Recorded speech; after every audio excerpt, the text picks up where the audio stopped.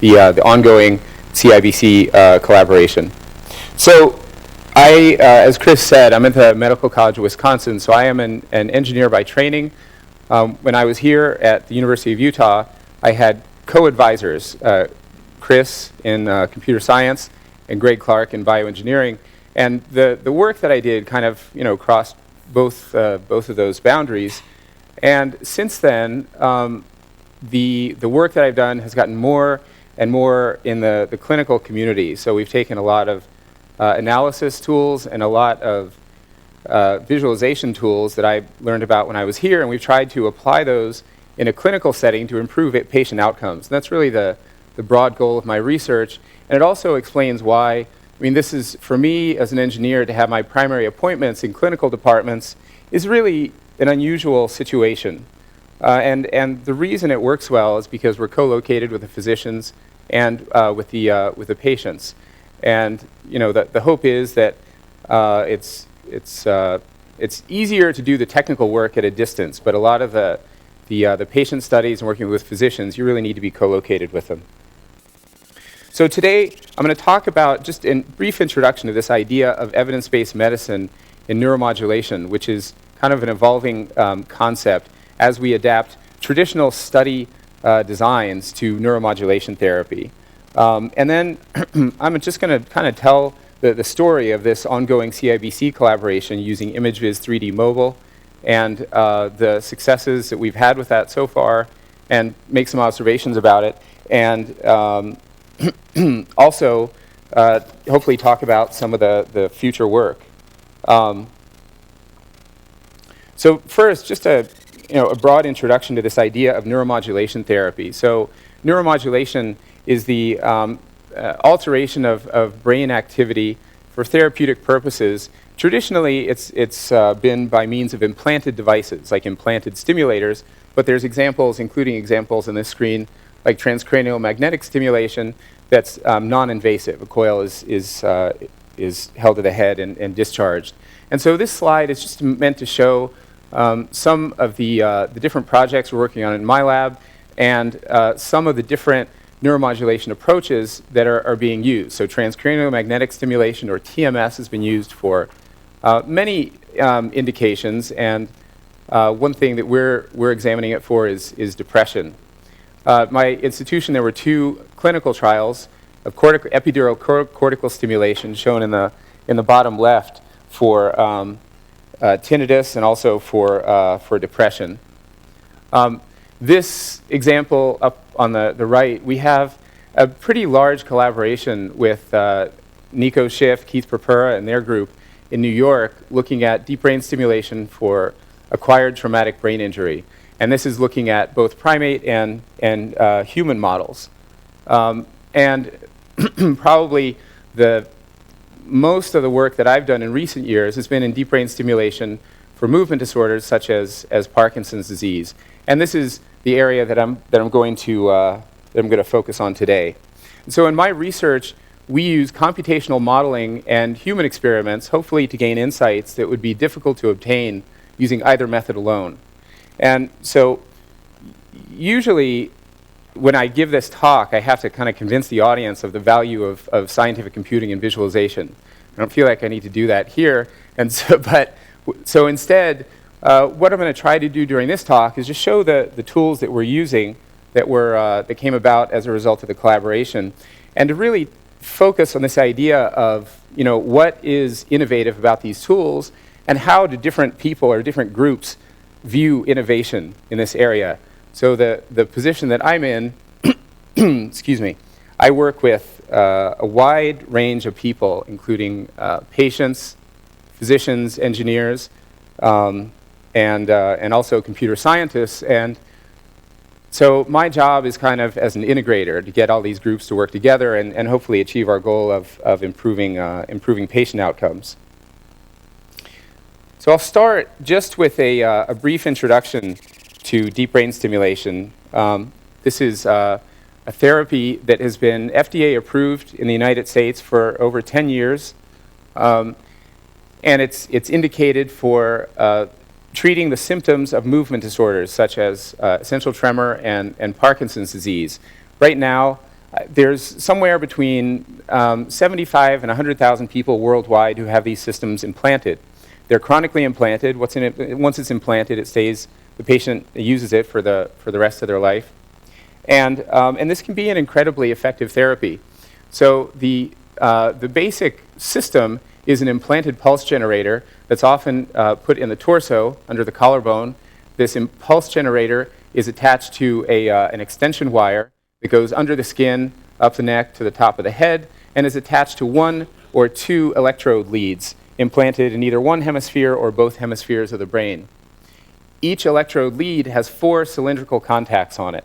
And so this IPG delivers continuous stimulation via 1 or more of these contacts to the patient in these deep brain structures. These leads are implanted during stereotactic surgery.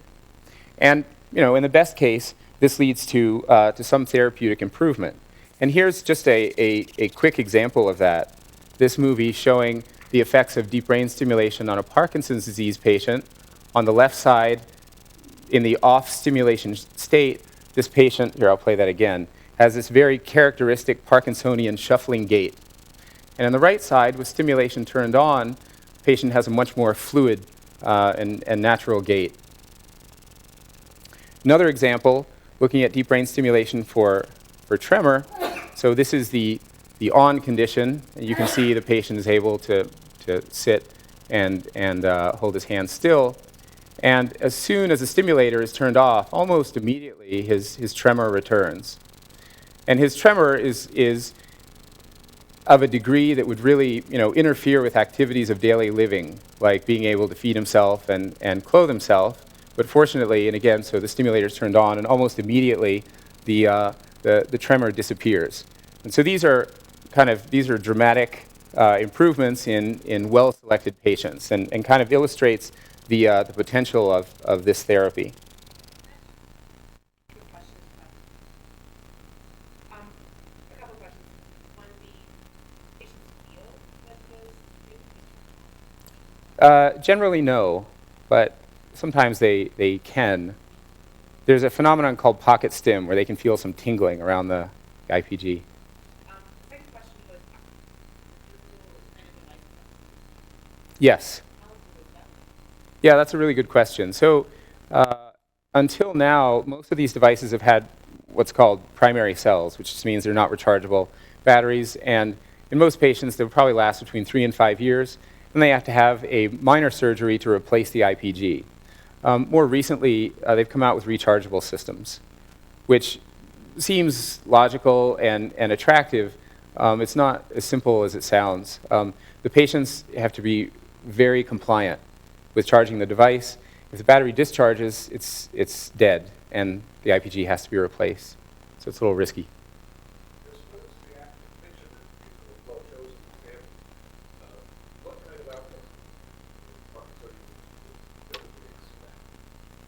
So broadly speaking, the rule of thumb is greater than 50% improvement and greater than 50% of the patients.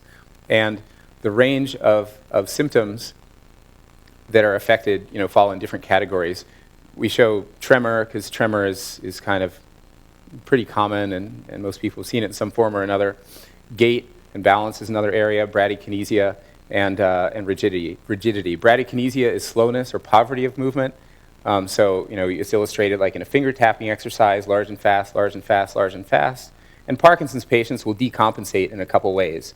They'll do slow and fast, or they'll do large and slow, or something like that. And the last area is rigidity, which just means literally how rigid are their joints when you try to passively move them. So that's a really rough rule of thumb.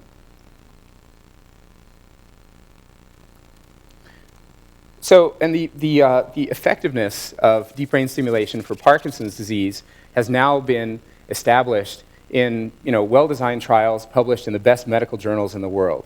And so this is no longer, at least DBS for Parkinson's disease and also for tremor, this is not considered an experimental therapy. This is now an established part of medical care, and the effectiveness has been well established. And so this is fantastic, right? This is really what we would hope for. I think we're still left with a couple of broad problems, not just in DBS for these movement disorders, which has been well accepted, but also DBS and neuromodulation therapy for other conditions. And probably one of the biggest conditions that's on the horizon right now is neuromodulation for depression, just because we're talking about the numbers of patients that are out there, and also the potential for improvement in an area where a lot of patients have exhausted the therapeutic options and still don't have good treatment. So to illustrate the problem with this, I just want to talk about this idea of evidence-based medicine. So evidence-based medicine is a subject that's gotten more and more attention in the popular press, I'd say especially in the last 10 years, but probably 10 to 20 years. And so the idea behind evidence-based medicine is, how do we establish that some particular treatment approach is the best approach for this disease or this condition? And there's different levels of evidence, ranging from expert opinion at the lowest level, and at the highest level, level 1 evidence is evidence from, like the studies I just showed, blinded, randomized, controlled trials. And so the threshold for level 1 evidence is a very, very tightly controlled trial. In these trials, you have some small number of groups, hopefully 2, and you have a treatment arm, and you have a placebo arm or a control arm, and you run through the whole protocol, and at the end, it kind of all boils down to a t-test. And you say, well, the treatment arm was significantly better than the control arm. That's what we hope for. And this study design was developed originally to test pharmaceuticals. And so it's a very powerful study design, and the study design is there for a reason. It's not going to go away. However, this study design sort of assumes that most of the variance in your outcome is due to variance in your patient cohort. So it's differences between your patients, but that you're tightly controlling the treatment such that everybody in your treatment arm is getting the same treatment. This isn't true in neuromodulation therapies like deep brain stimulation. The amount of variance in the way that deep brain stimulation can be applied absolutely dwarfs the amount of variance from your patient cohort. So to understand why, think about 2 things: how patients are stimulated and where they're stimulated. So where they're stimulated is decided by the neurosurgeon. So they might have a particular anatomical target they're targeting, such as the subthalamic nucleus. But the subthalamic nucleus, even though we call it subthalamic nucleus DBS, we really mean the subthalamic region. This is a big region. So you can have an electrode, electrode positions that vary on spatial coordinates of up to a centimeter, which in brain space is a great distance. And it's still called subthalamic nucleus stimulation. So there's a lot of variance in where the electrode is targeted and then where it actually ends up. And where it ends up has to do with the accuracy of our stereotactic systems. The other major factor is where the patients are stimulated. And so this has to do with the specific electrode contacts that are activated, and then the details of how the stimulation is delivered in terms of frequency and pulse width and amplitude and the properties of the stimulation waveform. So one broad problem is the study design that we have to establish evidence just doesn't take into account all this variance. So if you use this study design like they did in those 2 articles I showed, and you get a significant result, that is fantastic. That speaks to how robust that therapy must be. But if you don't get a positive result, it's really difficult to interpret what might have happened. You could have unknowingly a heterogeneous patient population, and one subpopulation responded and one didn't. Or that there was just so much variation in the way the therapy was applied that in the end you didn't have a significant result. The second problem is, as I'm sure you can imagine, if you have this much variability in the way that you're applying the therapy, the fact that this therapy is effective, as established by these papers, doesn't tell the physician a lot about how they should apply the therapy to an individual patient. So how do they make all these decisions for an individual to get a good therapeutic outcome? So as a quick example of this, I'm going to illustrate what I think is one of the worst case scenarios. And this is a paper that reported the results of a clinical trial, and my institution was one of those sites looking at epidural cortical stimulation for depression. So the idea is they were implanting these epidural cortical electrodes over the dorsolateral prefrontal cortex, shown in this shaded region, and that this would help patients who had intractable depression. And if you, and this was, we published this in Neurosurgery last year. And so the reason I say this is the worst case is because if you look at this, okay, so here's the primary endpoint. So HDRS, MADRS are just two depression rating scales. These other rating scales on the bottom assess kind of quality of life and activities of daily living and just how well can patients function. The point is, none of these differences were significant at the primary endpoint. Okay, so people look at that and say, oh, it's a failed trial. Cortical stimulation for depression doesn't work. And that's what gets into the press. So this will just get reported as like, well, it's just this therapy doesn't work and let's move on. But that's really not the whole story. The whole story is that they, in my opinion, set their primary endpoint too soon. So their primary endpoint was at 8 weeks. 8 weeks, we showed, was not enough time to evaluate this therapy. So if you look at the whole study period, which was 2 years, there was a significant improvement in both depression rating scales and in one of the quality of life scales. One peculiarity, with these two rating scales, lower is better, and with these two, higher is better. So we see different trends. But the point is, this was significant over the whole study period, but this kind of information is lost, and simply due to the way that they chose their primary endpoint when they made the study design. There's another really important factor, and this is one of the major contributions that my lab tries to make. And that is, there was an incredible amount of variability in the way the stimulation could be applied. So I talked before about changes in position. So we submitted a paper recently, and we just showed that there was this kind of anterior-posterior axis. And if for electrodes that were positioned more anteriorly, there was much higher effectiveness than electrodes that were positioned posteriorly. So this is potentially really important information. But again, we're mixing all these patients together, and so we're not taking into account. And so this, it sort of all just kind of smears out in the end. Another really important point is the pulse generators that they used had 36 different stimulation modes, and not a lot of detailed guidance for the physicians on how to choose stimulation modes. And so in this post hoc analysis, we essentially took all the data from this clinical trial, and we just asked basic questions like, was location a factor? Was stimulation mode a factor? And were other basic parameters a factor? And not surprisingly, we found there were some significant factors, not just the location of stimulation on the anterior-posterior axis, but also the stimulation modes. So we put the stimulation modes into groups. Here's just 3 of the groups: anodic full power, anodic reduced power, and mixed polarity. These names just have to do with the polarity of the contacts, and I'm not going to go, it's not important. What's important is that some of these modes were effective and other modes were not, and yet these were all mixed together in the end.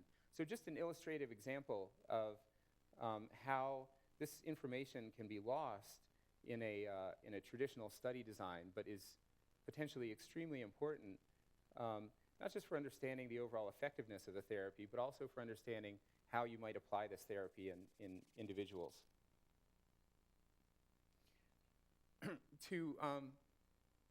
To address this problem, the broad approach that we use with our computational models is a 2-step process. In this example, showing how we predict the effects of deep brain stimulation. The first part of this is going from the electrode position in an individual patient, looking at their stimulation settings, and then solving a bioelectric field problem to determine the voltage distribution in the brain during DBS. The second broad step in this process is to apply that voltage distribution to large populations of neuronal axon models and look at the response of those model neurons to stimulation. And from there, we develop a threshold criteria. The neurons that meet the threshold criteria are encompassed by this model predicted volume of activation. And the process that we use to do that relies heavily on patient imaging, pre- and post-operative imaging. So we use a preoperative MRI. This is showing an axial slice of an MRI. This is co-registered with a 3D brain atlas. The reason we co-register with an atlas is because there's nuclei of interest for us that don't show good contrast on an MRI. And so to be able to locate those nuclei, we have to do an atlas registration. We co-register that with post-operative imaging that shows the electrode position relative to the target nuclei. This is showing the DBS lead. These are the 4 electrode contacts. The lead is passing through the thalamus, this yellow structure. And in this case, it's impaling the subthalamic nucleus. To give you a sense of size and scale, the subthalamic nucleus is about the size and shape of an almond. Yeah? Yeah, you're the first person who's ever asked that. So those are a couple of anatomical coordinates. This is the anterior commissure, and this is a mid-commissural point between anterior and posterior commissure.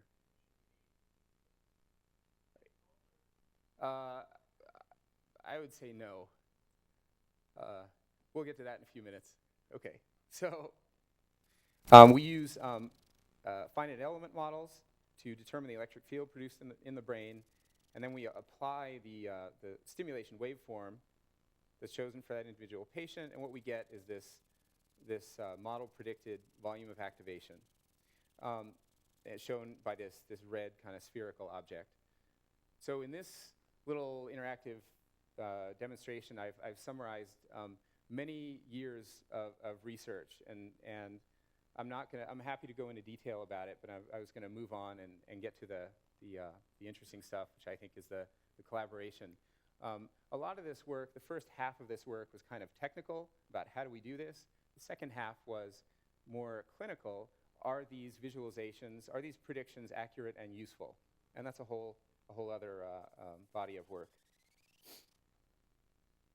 So over the last, I would say, couple of years, I guess, I've been collaborating with people at SKI and looking at using ImageViz 3D Mobile as a project to try to improve clinical decision making for selecting deep brain stimulation parameters.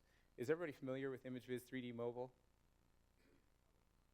Okay, so I'm probably not the best person to explain this because this was developed by Tom and Jens Kruger and Georg. But ImageViz 3D is an interactive volume rendering tool, and the mobile version of it is a version of it that runs on mobile devices like the iPad and the iPhone. Is that a fair explanation? Okay. So the project was to look at, well, can we use this tool and give this tool to physicians, and in the process, hopefully improve patient outcomes. When I say improve patient outcomes, what I mean is patients have better therapeutic response to therapy as a result of using this tool, or they're able to get comparable response, but just get it a lot faster. Because this is not a quick process. This is not just a matter of turning these stimulators on and the patient has good benefit. These stimulation settings usually have to be titrated over a period of sometimes months. So it's a long process for the patients to go through. And I think when we started out,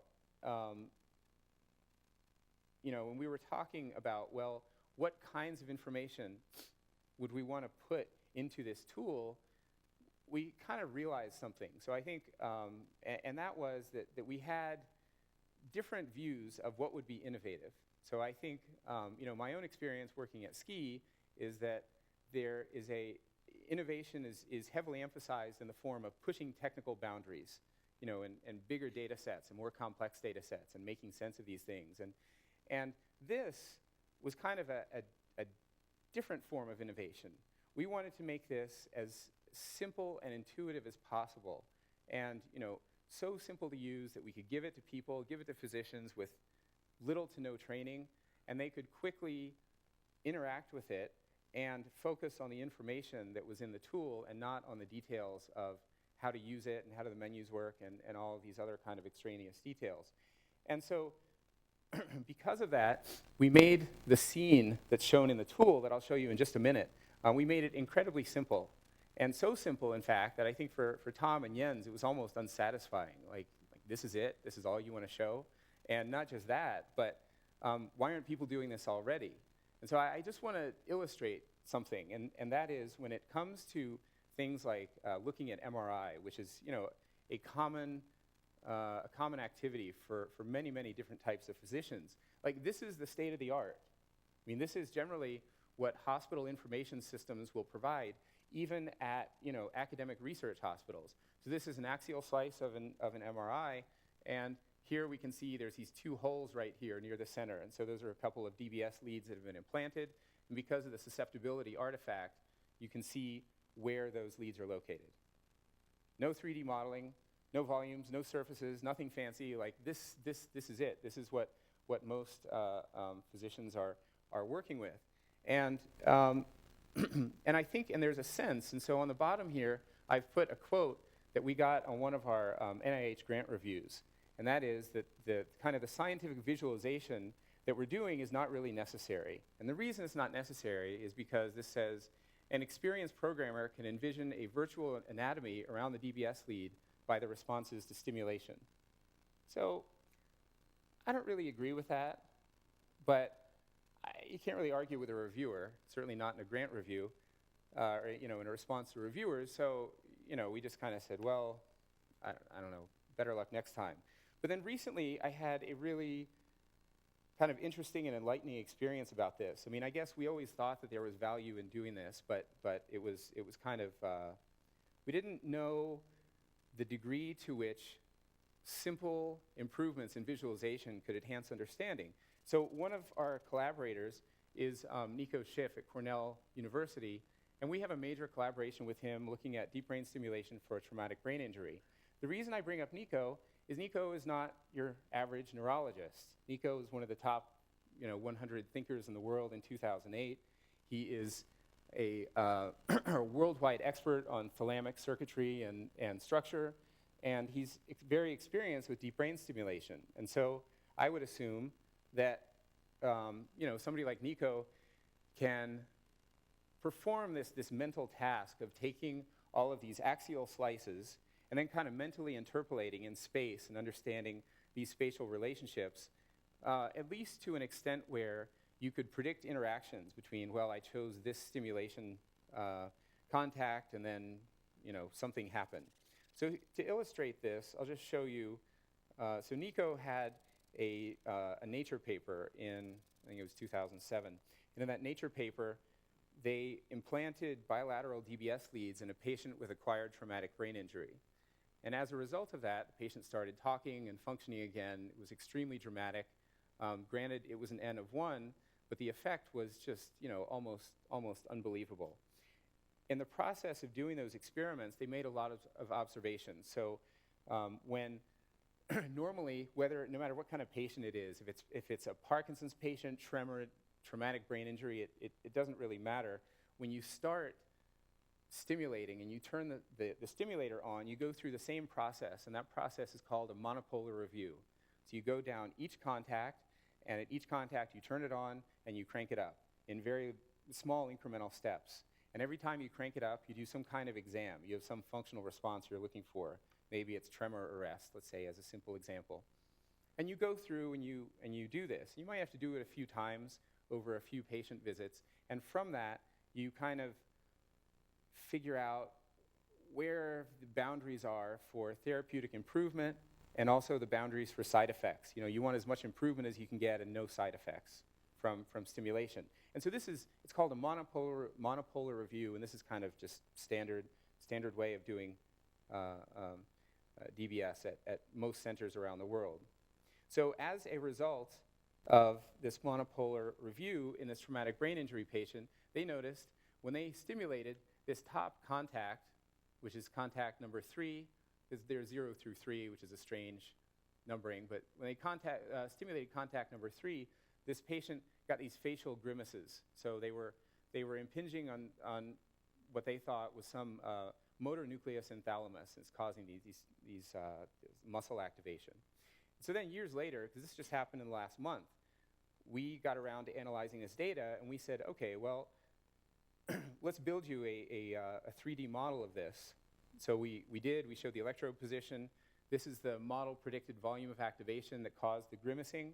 And we sent this to him, and we send these around in the form of 3D PDF files, which is just a really nice tool, because often these people don't have computational resources that we have in terms of 3D visualization. And so his hypothesis was this volume of activation was impinging upon a nucleus in the thalamus called VPM. VPM is a motor nucleus of the thalamus, and this is causing this facial grimacing. But if you look at this, I mean, this volume of activation is really not close to VPM. So here's the volume of activation, here's VPM down here, and it's just a simple example of a case where, just by virtue of showing this 3D visualization, they changed their hypothesis about what was happening in this patient. And they said, oh, well, probably what it is motor fibers in internal capsule that are coursing around the thalamus, and we were directly activating motor fibers as opposed to activating a relay nucleus within the thalamus. I brought up this illustration because I think I'm guessing to most of the people in this room, I mean, this seems unbelievably simple, right? We just showed a few surfaces and their interrelationships, and it kind of led to this insight. But this is the bar that we have to reach, right? It's not, and the bar that we have to reach to get what could be a big improvement. So and this is more of this idea is more or less what we did in this software. So I'll just go ahead and show you the software. If we have some time, then I can hook up the iPad and show it to you. So we ran this on an iPad. Here's the scene the physician's looking at. Here's the DBS electrode. Here's the thalamus, the subthalamic nucleus. Here's the model predicted volume of activation. And these models are built up for each individual patient. So this is showing an individual patient anatomy and lead location. And then the other information that's on the screen are sort of some text annotations. So here's patient identity. This is the stimulation that's being applied. So this is contact 3, minus 2.5 volts, 60 microseconds, 130 hertz. These just describe the waveform. And we just gave it to them in this, this kind of interactive tool, and they could interact with it in a very familiar way. So one finger to rotate, 2 fingers to pan or zoom. We also spent a lot of time on the interface with them. As a simple example, ImageViz 3D Mobile, I think when it was developed, I think it was developed more as kind of a research tool. And let's put it out there and see what it's good for and what people use it for. And so part of that is it had a lot of rich capabilities. So one of them was, here's your object that you're rendering, and here's the transfer function editor. And so if you double tap on the screen, you get this transfer function. So this is fantastic. But if this happens and a physician is using it, you're really putting yourself at risk. And the risk is that they just hand it back to you, and they're like, this doesn't work. I don't know what this is doing. And I work in such a time-limited environment that I don't have time to figure it out, so goodbye.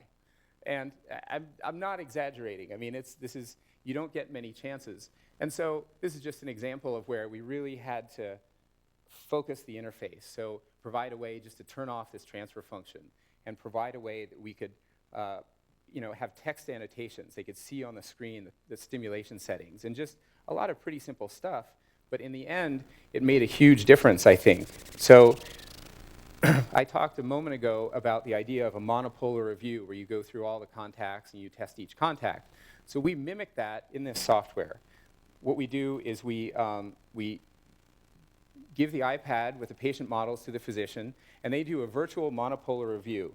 So every time they tap in this corner, the VTA, this volume of activation, increases in amplitude.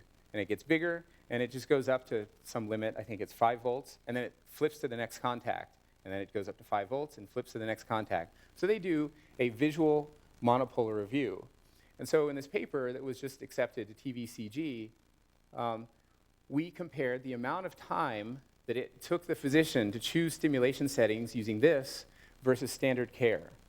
The amount of time that took for standard care we estimated from the patient medical records. So we have records of all the patient visits and what happened during those visits and the decisions that the physicians made. And so in standard care, it took about 4 hours to arrive at stable stimulation settings. Using this tool, it took less than 2 minutes to essentially reach the same answer. So this is a dramatic decrease in the amount of time required to choose stimulation settings, by virtue of using this tool. The comparison is not entirely fair because during a monopolar review, when the patient comes into the clinic, when they have many motor exams, and motor exams are time-consuming. Okay, so that's one factor. There's other factors at work here, and the reviewers of this paper were being very diligent about this. So the reviewers were basically saying, well, okay, you have this big effect size, but what can we attribute that effect size to? Can we attribute it to just the kind of information that's in this scene, or is it attributable to images, 3D? Could you get comparable benefit from the desktop version, or is there some incremental, improvement from the mobile version? And we went through 4 rounds of minor revisions, which is the first time it's ever happened to me. And in the process of that, I think what we collectively, the authors and the reviewers, arrived at was this study cannot be done. There is no conceivable way to tease all these factors apart. So this was the response of the reviewers, who, again, I think were just being diligent. The response of the physicians was completely different. They looked at this and they were like, wow, I don't have to do motor exams anymore. I can just, use something like this, arrive at some answer within a couple of minutes. It might not be the final answer, but chances are it's going to be really close. So the physicians could care less about, what was a differential kind of incremental improvement that came from all the different pieces.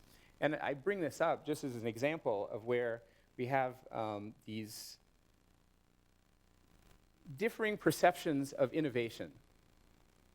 So I think that in terms of this, there were, and all of the work on this tool was done by Tom and Jens and Georg, and we just kind of made some recommendations along the way, and they implemented all of them. But there were a couple of huge innovations that I see here that were at most, like a half a sentence in the paper. And it has nothing to do with TBCG. I don't know that they would really be considered innovative in any journal. So one of them was just the fact that this system was so simple and intuitive. So we tested this on 3 neurologists, a neurosurgeon, and a DBS programming nurse. And in all cases, it took less than 10 minutes to train them on how to use this. And this is a huge achievement. But I don't know that it would be, it's not a result in a paper. It's just sort of a tangential observation. But it's a critical part of this innovation. Without that, I don't think it would have been successful. What is the criteria actually, what's the basis of the judgment of that fear of activation? Do I think it's an object? Is there an object? Yeah, so this is really interesting. And this is the future work. So in this study, we told the physicians what they were looking at. We gave them no guidance on how they should make decisions. We just said, here's what's in this scene, here's how you interact with it. Your job is to use this, and just as you're using this, just think out loud the whole time. Just talk and tell us what you're doing and what you're thinking. And we wrote all that stuff down. And that was really interesting in itself, because they all had different philosophies on how they should use this information, but they almost all arrived at the same answer in every patient. That's really quite curious.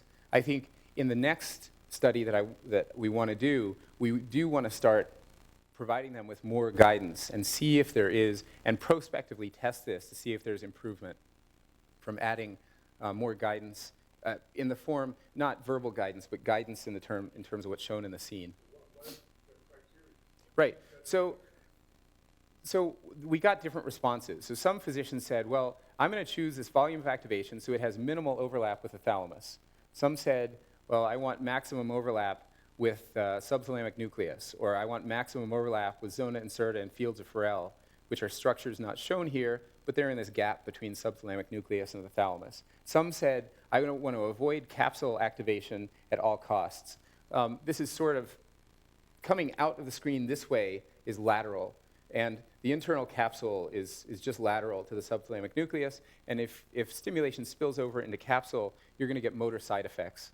Okay, so some said, well, just avoid capsule at all costs and just crank it up until it's just tight. So yeah, so all different philosophies about, and that was really, really interesting in itself. The another major, what I consider to be a major innovation is the data delivery mechanism. So those of you who've worked in a hospital can appreciate what a tightly controlled environment it is, especially with regard to computing and information technology. And the idea of getting some research software installed on hospital computers is just out of the question. I mean, it's not going to happen without an incredible amount of effort. And so this basically circumvented all that. What they did was not only did this run on this mobile computing device, but Jens and Tom built in a data delivery mechanism that used Apple push notifications. So once we got the patient imaging, we built up the model, we could push these models to individual physicians' mobile computing devices. When we push it, there's just a little dialog box that comes up that says, do you want to receive this data set? They hit OK, and it's downloaded to their device. And then they just run with it and use it. I mean, I think this is a major innovation, but not in the sense of being a paper result. But is also potentially very useful for the next phase of this study, where we want to try to deploy this to physicians at other centers in other parts of the world. So trying to figure out now if it's better to give a demo of the software or talk about the future stuff. Yeah, okay. So I think what I'll do is I'll try switching over to the iPad, and let's see how this looks. Yeah.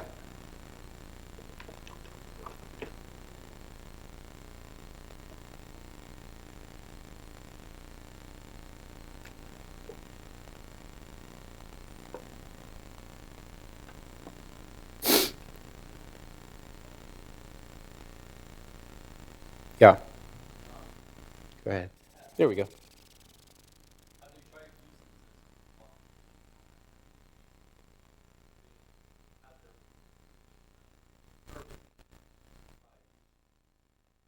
Not in this study. No, that's the.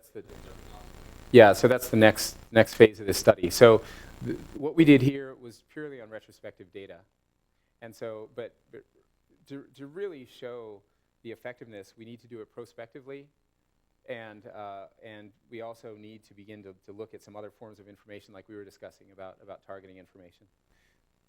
This is the interface. There's a lot of text annotation that's on the screen here that doesn't show up there, but what you can see is that it's a kind of just a simple and an intuitive interaction, and by double tapping in the top right corner, or I'm sorry, by tapping in the top right corner, what it will do is just step through these volumes of activation. So every time I tap, you can see this volume of activation is getting larger, and then at some point it will flip over to the next contact. And so, not a complex scene, and to be honest, I mean, using a volume rendering environment to do this, I think it's overkill. This is mostly surface-based data, and the feedback we got from the physicians is that they were making decisions based on how this volume of activation surface intersected with other surrounding surfaces, more or less. That's what was guiding them. Okay, and we could have gotten away with a purely surface-based representation, and I think had a very similar result. The reason that I thought it was useful to do this in a volume rendering environment is for the next big phase of the project. And this is really open-ended. So some work that's gone on in my lab for the past few years has been developing new statistical methods to identify regions where stimulation is significantly correlated with an improvement or worsening in some outcome across large cohorts of patients. I'm not going to explain it in detail, except to say that you can think of the stimulation model almost as a functional imaging technique, where as opposed to, say, fMRI, where you have an instrument-measured activation region, this is a model-predicted activation region. If you think of it that way, and you look at the statistical methods that have been built up for fMRI, you can apply very similar statistical methods and just say, well, let's look at these volumes of activation, let's voxelize the brain, look at the voxels within that volume of activation, and tag each of those voxels with some outcome, numerical outcome, it's quantitative outcome, tremor rating or something. And we do that for every patient across all their stimulation settings and across all the patients in a cohort. And effectively, then what we have is this big spatial database. And using our statistical methods, we can then correlate changes in some outcome with activation of a particular voxel. Put those voxels in blobs, and now you have target regions. And when we're done, I'll switch back just so in the background you can see what these target regions look like. But this is really what I consider to be the next big phase of this project, and hopefully the next arm of this collaboration with CIBC. So one of them is testing this idea prospectively. And the second idea is beginning to put in this new type of data, and yet in doing so, preserving the very intuitive nature of this of this app and the way that the physicians interact with it. And this new type of data I don't think, can be represented well using surfaces. Surfaces kind of imply that there's some hard boundary. And for anatomical nuclei, that's an okay assumption. We can kind of see the borders of the thalamus in an MRI, and so that surface is a good representation for that. The kind of data that I'm talking about is not amenable to surface. And so the reason is because the data exists in some form on a per voxel basis. That the data could reflect many different things. It could reflect, one, just significance. If you stimulate here, tremor will improve. Well, the next logical question is, well, how much will it improve? Because if you show me a region where it's going to improve significantly, but the effect is tiny, well, then I don't really care. It's kind of irrelevant. So effect size is another attribute of it. Also, we don't anticipate that these target regions are going to have hard boundaries. It's going to be something like a density cloud, or I don't even know what to call it, but there's probably going to be a focus, and the effect is going to taper off as you get away. And the third sort of information that we thought about might be encoded is just the amount of certainty or uncertainty about the predictions in each of these regions. So we're now beginning to think creatively about what information to put in here and how to show it in a way that's meaningful for decision making. And then we want to test this in this prospective study and see if including this information improves patient outcomes. Improvement in patient outcomes, as I said in the beginning, means patients do better than they would. They have better therapeutic outcome than they would in standard care, or they achieve that outcome faster than they would in standard care. I think those are the main two metrics. Great. Thank you very much. I have a couple of questions.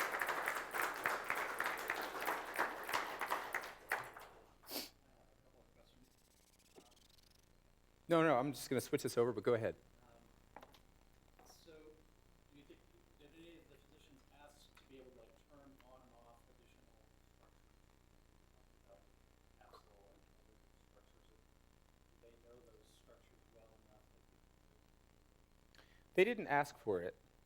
I think if we judiciously included some other things that might be favorably received, but to be honest, I mean, the interface was so successful so quickly, I almost don't want to touch it. And I don't know that you have the information. Are you thinking about showing any kind of uncertainty from the simulation?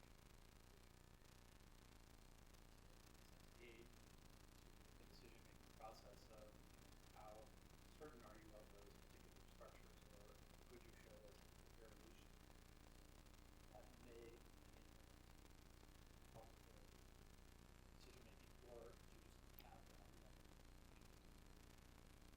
Well, so that type of information comes in two broad forms.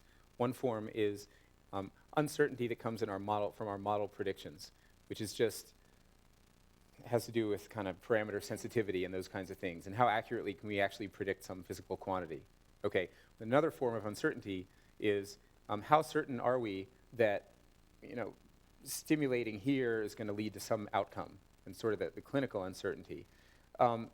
I would say most of the people we deal with don't care about that first category of uncertainty.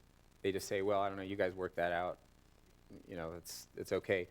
In the second category, that's a curious question. I mean, physicians gravitate towards certainty as opposed to uncertainty. And so quantifying uncertainty for them, I don't know how useful that would be. That remains to be seen. But in my opinion, the very first thing it provides is kind of an honest assessment of the limits of our predictive power. And and certainly there's some physicians who consistently ask about that. Not surprisingly, those are the people I consider like the world leaders and like the great thinkers and everything. And then there's certainly another group where they're aware this level of uncertainty exists, but maybe they don't know how to ask about it, or else they just kind of want the answer and want the conclusion and go from there.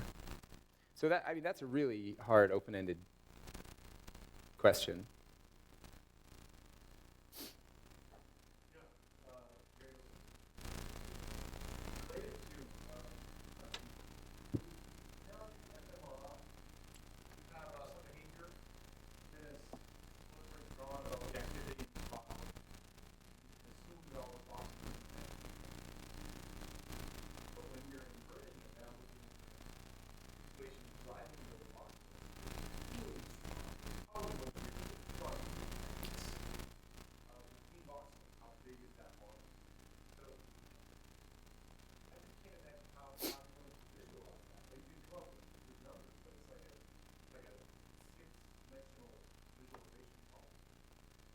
Yeah, so we've already dealt with this and in some form, and we're getting ready to submit this paper.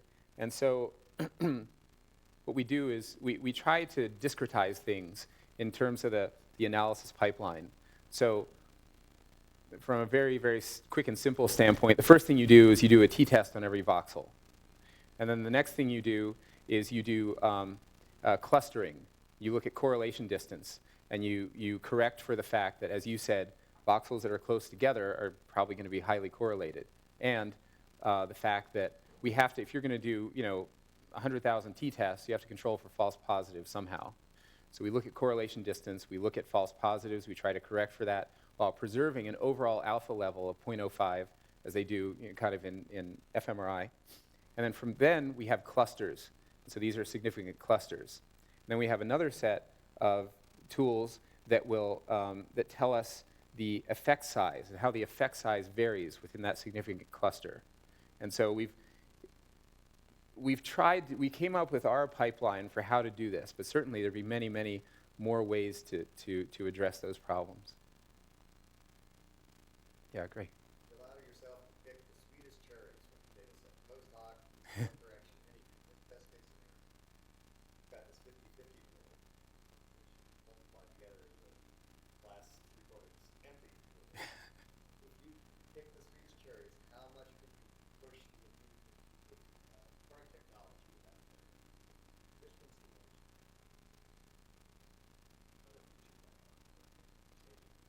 Yeah, so I mean, it's really difficult to put a number on that. I mean, if I had to make just a wild speculation, I'd say, and if you're only looking at motor outcomes, just motor outcomes, maybe like a 25% improvement in effectiveness, something on that order. This is a wild guess. However, the story just keeps getting more and more complicated, and the reason it keeps getting more and more complicated is because in the early days of DBS, people were understandably focused on the motor outcomes. This patient obviously has some motor problem, like let's fix it. And over time, what they've realized is that as a result of DBS, these patients are actually on a different cognitive and neuropsychological trajectory than not just than normal patients, but of Parkinsonian non-DBS patients. But the effects of this are not like tremor. It's, tremor, you turn it on and you can see if it works. With these other effects, it takes weeks or months to detect a measurable change. And so the definition of what constitutes improvement keeps getting more complex, especially as people incorporate a lot of these non-motor outcomes. So speech fluency is a big one. Parkinson's DBS patients are known to take a hit on verbal fluency. Okay, so if you put that in, well then how much can you improve? It gets to be a pretty rich problem, and a lot more of an optimization problem if we identify multiple potentially overlapping targets. What's the thinking on the whatever percentage it is, like in small, you present patients who don't respond positively to therapy? Is there any sort of set of hypotheses about what might not be effective, and if you could, say, endlessly replacement of the device, or ideally, it's ongoing, of course, surgically planning your device more precisely, could you salvage something out of it? Yeah, so and that's a great question, and this is something that comes up pretty often. And so, one thing I didn't mention in the beginning is that in the absence of this kind of visualization, there's very, very few tools, if any, to choose from. And so the patients or the physicians are then looking at a spectrum from misdiagnosis to hardware failure, and anything in between, and very few tools to crack into that. And so usually what will happen is a process of elimination. Do we think the diagnosis is right? Let's look at the lead location in the imaging. Is the lead in the right location, or is it close enough? If it's not, let's talk about a revision surgery. If they think it's the right diagnosis, the right lead location, still no response, well then they'll go through kind of a process of trying to titrate the stimulation settings to tease out some benefit, largely based on empirical evidence, on just trial and error, either their personal trial and error or their center or what's been published, but just a lot of empirical data. And then sometimes you do all that and you're just left with non-responders, and it's kind of a mystery.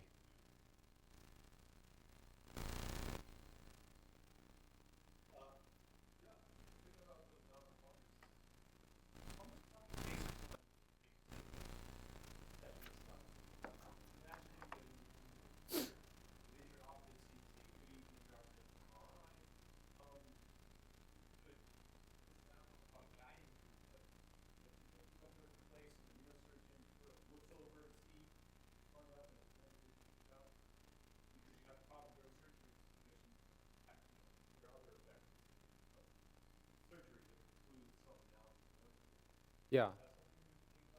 Sure, absolutely. Using this type of tool intraoperatively is certainly something we're thinking about. In terms of the computation time, just to answer your question, the computation time runs from the industrial strength model, which requires kind of probably a couple days per patient, down to the quick and dirty model, which you could do in a couple of minutes per patient, to something like this, where we do as much pre-computation as we can, and then it's sort of a lookup system. And if you want to look up something that we didn't pre-compute, well then, you're stuck. Yeah. Yeah. Yeah. So that's a good question. The stimulation settings do tend to change over time. And we and others have looked at different physiological processes that might explain why that would be necessary. The leading candidate for that is the foreign body reaction. So if you put a device in the body, that device is encapsulated by this fibrous tissue, and this fibrous tissue has a lower electrical conductivity than the surrounding brain tissue. And so this is one physiological mechanism that I think we and others have established explains for at least some of the change in stimulation settings over time. Yes, yes. There are other known changes over time that have to do with the physical properties of the electrode. So electrodes that are unused for some time tend to have a lot of protein and cell adsorption to the surface. And then the idea is you turn on stimulation, and all that stuff kind of gets blasted off, and as a result, the impedance drops. And this is a reversible process, and this has been well established. So there's a couple of physiological mechanisms that can cause these changes over time, independent of disease progression. I know mechanism remains unknown, but from your development for finding a certain more effective, which is less effective efficient parameters. So I think the first just broad insight into mechanisms is there's strong evidence now to suggest that the therapeutic effect is mediated by activation of local fibers of passage. But that's not the mechanism. The mechanism lies somewhere else in the circuit. And I think the current thinking that comes from both computational and primate work is that stimulation is disrupting or overriding loops of pathologically synchronous activity within the basal ganglia. So there's a couple of primate groups, mainly I'd say Jerry Vitek in Minnesota, who's done some really elegant and painstaking work in this area. And then there's been more and more kind of system-level computational models that have tried to substantiate that as well. That in itself as a mechanism is not terribly satisfying because it's hard, it's a bit difficult then to really overlay that on the basal ganglia and say, well, you know, because we don't really understand the physiology of the healthy basal ganglia, much less the diseased basal ganglia. But I think that's as far as our thinking has gone. Actually, that's an important insight. Fibers of passage versus target efficient access. Absolutely, and that's why we recommend using the shortest pulse width you can get away with, because those neural elements are some of the most excitable, axons are some of the most excitable neural elements in the brain. If you want to target axons, use really short pulse widths. You start using longer pulse widths, you're going to start activating other neural structures that maybe you don't, such as cell bodies, that you might not. I don't want to imply that's a mechanism because nobody has shown that activating cell bodies is detrimental. But anyway, that sort of just comes from electrophysiological theory. All right, well, let's thank Chris again for a great talk. Okay, thanks.